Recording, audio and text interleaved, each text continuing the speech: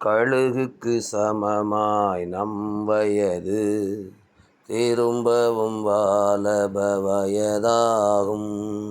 கழுகுக்கு சமமாய் நம் வயது திரும்பவும் வாலப வயதாகும். நம் கால்களை கண்மலையின் மேல் நிறுத்திய தேவனை ஸ்தோத்தரிப்போம்.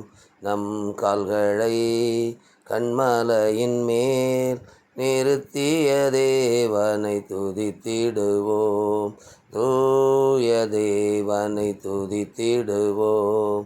நேயமாய் நம்மை நடத்தினாரே, ஓயா புகழுடன் கீதம் பாடி தினம் போற்றியே பணிந்திடுவோம்.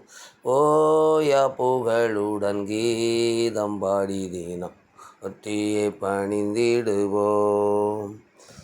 கிறிஸ்து இயேசுவுக்குள் மிகவும் அன்பான தேவனுடைய பிள்ளைகளே, இந்த வார்த்தைகளை கேட்கின்ற என் அன்பு சகோதர சகோதரிகளே, தாயே தகப்பனே, உங்கள் யாவரையும் நான் இயேசு கிறிஸ்துவின் ஈடு இணையில்லாத நாமத்தில் இந்நிகழ்ச்சிக்காய் வரவேற்று கொள்கிறேன். பிதாவாகிய தேவனாலும் குமாரனாகிய இயேசு கிறிஸ்துவினாலும் தூய ஆவியானவராலும் உங்கள் யாவருக்கும் காலை வாழ்த்துதல்கள் உரித்தாகுக.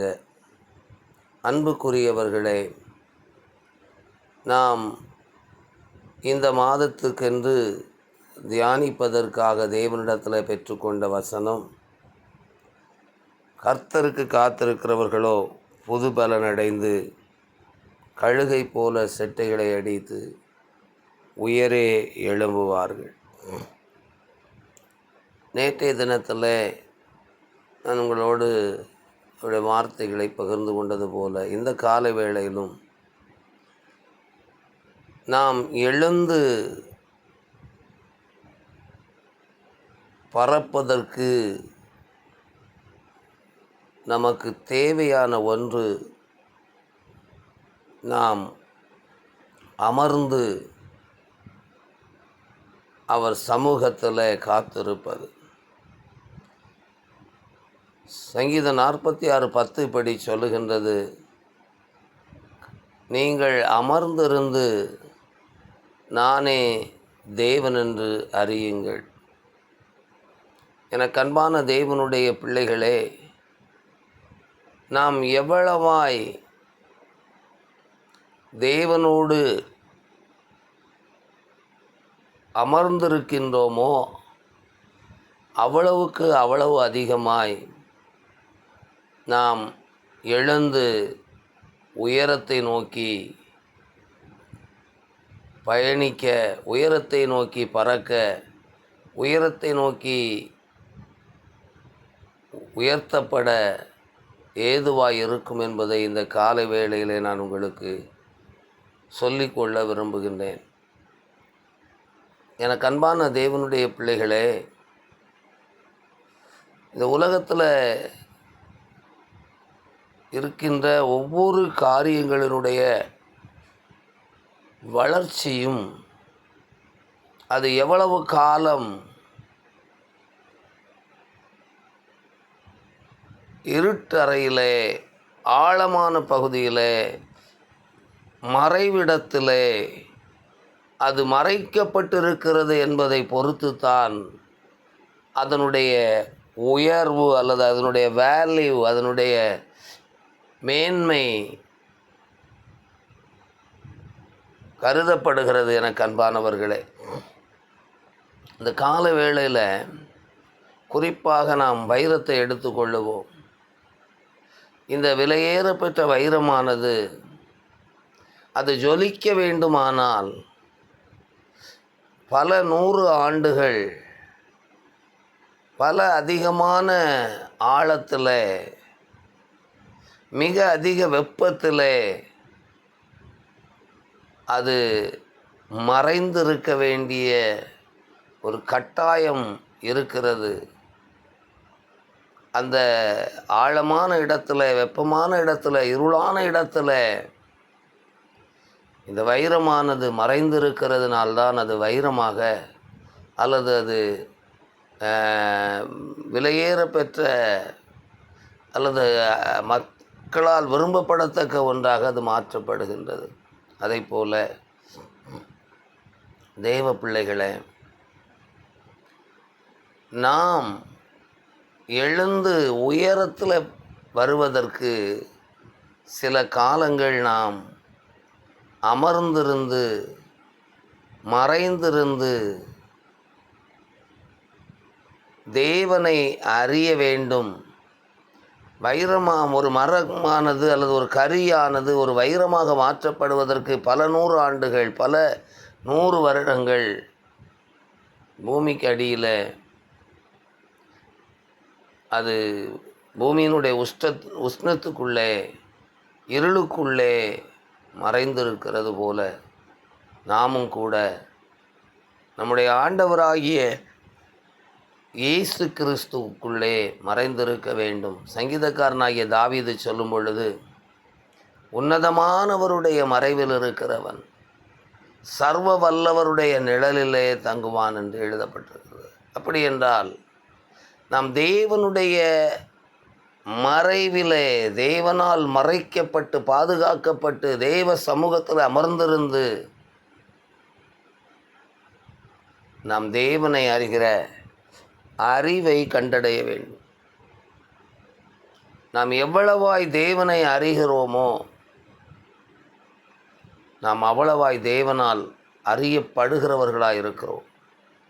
எவ்வளவு தேவனால் நாம் அறியப்படுகிறவர்களாய் இருக்கிறோமோ அவ்வளவுக்கு அதிகமாய் நாம் உயர எழும்புகிறவர்களாய், நம்மை உயர்த்துகிற ஆண்டவருடைய கரத்தால் நாம் உயர்த்தப்படுகிறவர்களாய் மாற்றப்படுவோம் என அன்பான தேவனுடைய பிள்ளைகளே, இந்த காலை வேளையில் நான் உங்களுக்கு சொல்லிக்கொள்ள விரும்புவேன். தேவ சமூகத்தில் அமர்ந்திருந்தால்தான் நாம் எழும்ப முடியும். ஏனென்றால் தேவ பலம் இல்லாமல், தேவ கிருபை இல்லாமல், தேவ வழிநடத்துதல் இல்லாமல், தேவனுடைய அபிஷேகம் இல்லாமல், ஆவி இல்லாமல் நம்மால் ஒன்றும் செய்ய முடியாது. நாம் எழுந்து எதையும் செய்ய முடியாது. ஆண்டவர் சொன்னார், என்னை எல்லாமல் உங்களால் ஒன்றும் செய்ய முடியாது. ஸோ தட் ஆண்டவருடைய சமூகத்தில் அமர்ந்திருந்து நாம் பலனடைவதற்கு நாம் அதிகமான நேரம் அவர் மறைவில், அவருடைய சட்டைகளின் நிழலில் காத்திருக்க வேண்டியது மிக மிக அவசியம். காத்திருப்பது என்பது அதுதான். அவருடைய மறைவுக்குள்ளே, அவருடைய நிழலுக்குள்ளே அவர் உங்களையும் என்னையும் உயர்த்தும் வரைக்கும் அமர்ந்திருந்து அடங்கி இருப்பது தான். அது காரணம் என்னவென்பதை நான் தொடர்ந்து வருகிற நாட்களில் பேசுவேன்.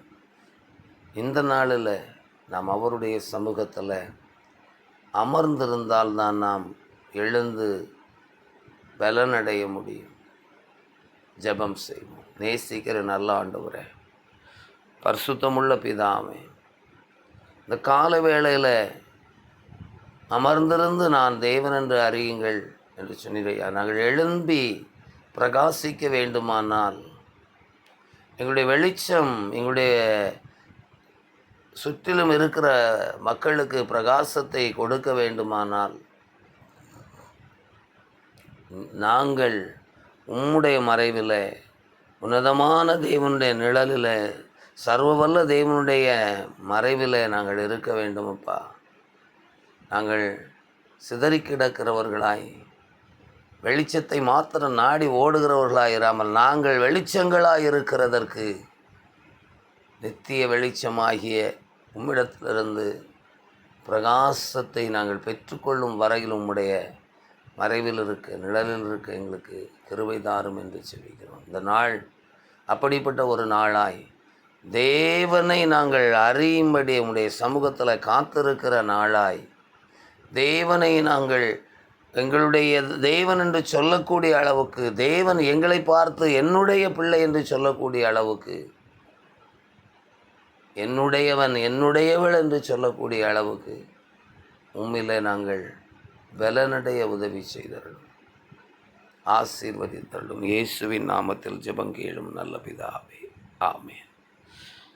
மெய்யாகவே கர்த்தர் நம்முடைய ஜெபத்தை கேட்டார், நம்முடைய ஜெபத்தின் சத்தத்துக்கு செவி கொடுத்தார். நம்முடைய ஜெபத்தை தள்ளாமலும் நம்முடைய கிருபை நம்மை விட்டு விலக்காமலும் இருக்கிற தேவனுக்கு ஸ்தோத்திரம். என் ஆத்துமாவே கர்த்தரை ஸ்தோத்திரி, என் முழு உள்ளமையுடைய பரிசுநாமத்தை ஸ்தோத்திரி.